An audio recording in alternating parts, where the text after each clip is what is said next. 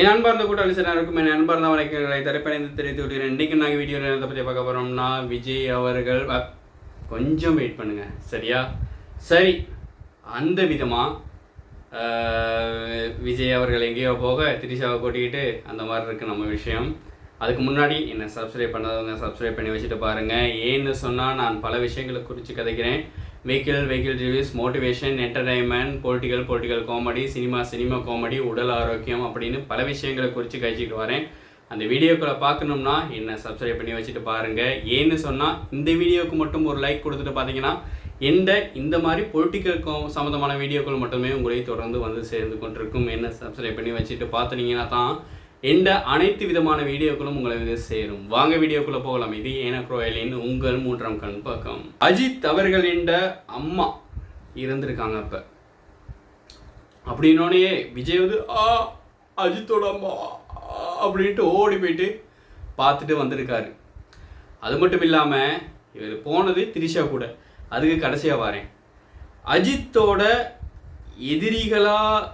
எதிரிகள் அப்படின்னு நினச்சிக்கிட்டு இருந்தவங்க பாருடா, அவர் நம்ம தலை போயிருக்காரு. நம்ம தலை முதல்வர் விஜய் அவர்கள் போயிருக்காரு அப்படின்னு நமக்கெல்லாம் ஆனந்த கண்டு அப்படிங்கிற மாதிரி வடிவேல் காமெடி மாதிரி இருக்கு. அந்த விஷயங்களை பார்க்குறப்ப எங்களுக்கெல்லாம் ஆனந்த கண்ணீராக இருக்கு. அவர் ஒரு பக்கம் ஆளுங்க, வேறு ஒரு பக்கம் ஆளுங்க அப்படிங்கிறது நாங்கள் சிரிக்கக்கூடாது. மனம் தாழாமல் தான் காய்ச்சிக்கிட்டு இருக்கேன். இந்த வீடியோக்கள் சிரிச்சிட்டு காய்க்க வேண்டிய வீடியோக்களே இல்லை. அப்படின்னா நாங்கள் தினந்தோறும் ஒரு உறவினரோட இந்த வீடியோவை பார்த்துக்கிட்டு இருக்க எத்தனையோ பேரோட அம்மா அப்பா இல்லை மரணங்கள் சம்பவிச்சுக்கிட்டு தான் இருக்குது. அப்படின்னா நாங்கள் தினந்தோறும் வளரணும். அஜித் அவர்களின் அம்மாவிற்கு ஆழ்ந்த அனுதாபங்களை தெரிவித்துக் கொள்கிறோம். இருந்தாலும் கூட சில விஷயங்கள் காமெடியாகவும் இருக்குது. என்னன்னு சொல்லி பார்த்தீங்கன்னா, விஜய் அஜித் அப்படின்னாலே சண்டையாக தான் இருந்துச்சு அவர்கள் ரசிகர்களுக்குள்ள. அவங்க ரெண்டு பேரும் நல்லா தான் இருக்காங்க, நாங்கள் தான் அடிச்சுக்கிட்டு சாகுறோம் அப்படி என்னத்தான் அவங்க சொன்னாலும் கூட நாங்கள் ரெண்டு பேரும் நண்பர்கள் தான்.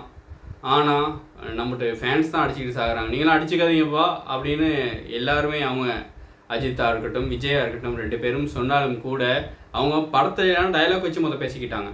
அதுதான் சண்டைக்கே காரணம். என்னன்னு சொன்னால், அஜித் அங்கிட்டு இருந்து பாடுவார், உனக்கென்ன அப்படின்னு பாட்டு படிப்பார்.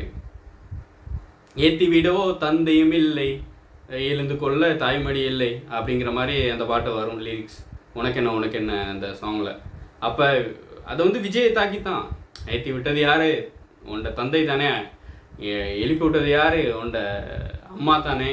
அப்படி எனக்கு யாருமே இல்லை பார்த்தியா அப்படின்னு அஜித் சொல்கிறதா இருக்கட்டும். அது மாத்திரம் இல்லாமல் வாழ்க்கை ஒரு வட்டங்கன்னா கீழே இருக்கவன் மேலே போவான், மேலே இருக்கவன் கீழே வருவான் அப்படின்னு விஜய் சொன்னதாக இருக்கட்டும். வாழ்க்கை ஒரே நேர்கோடு எனக்கு அப்படிங்கிற மாதிரி அஜித் சொன்னதாக இருக்கட்டும். ரெண்டு பேரோட வார்த்தைகளும் படங்களில் தெரிஞ்சிச்சு. இது விஜய் தான் சொல்கிறாரு, இவர் அஜித் தான் சொல்கிறாரு அப்படின்னு நல்லாவே தெரிஞ்சிச்சு.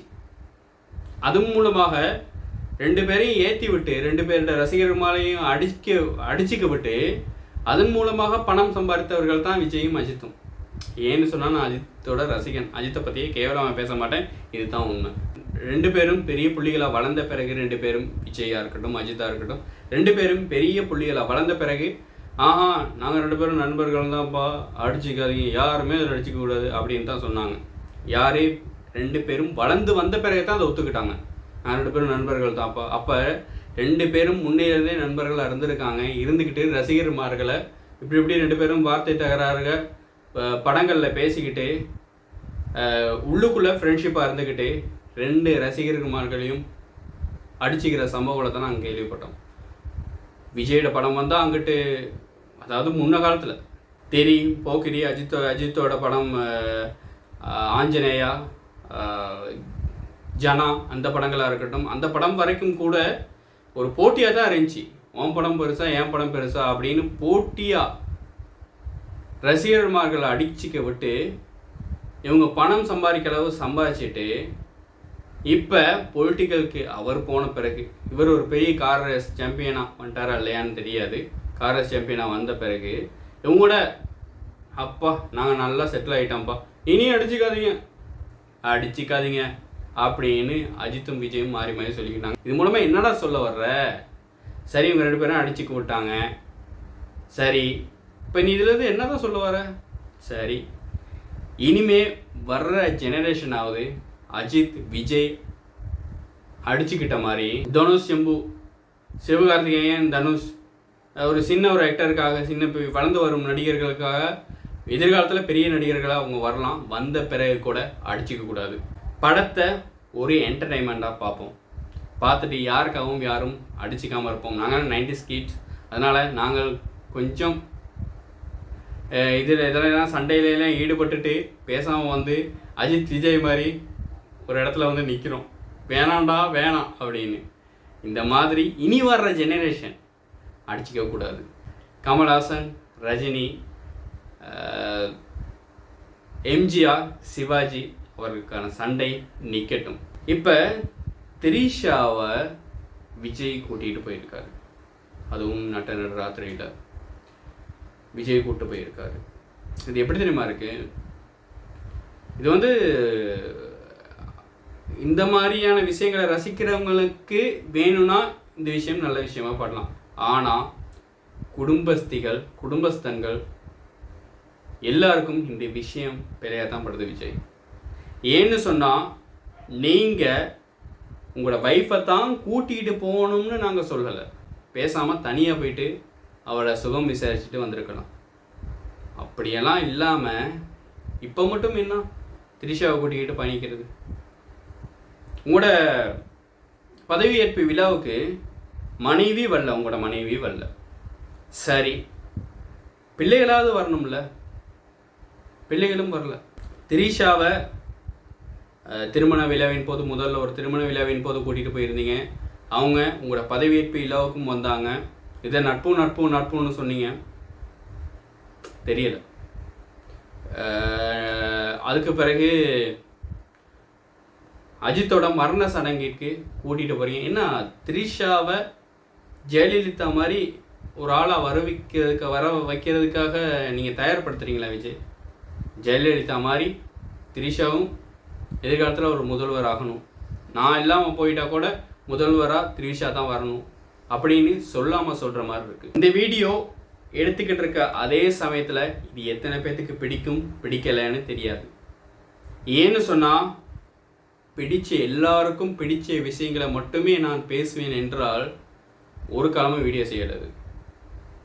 பெட்ஷீட்டை பார்த்துக்கிட்டு படுத்துருக்கு தான் வீடியோ செய்யவே இயலாது.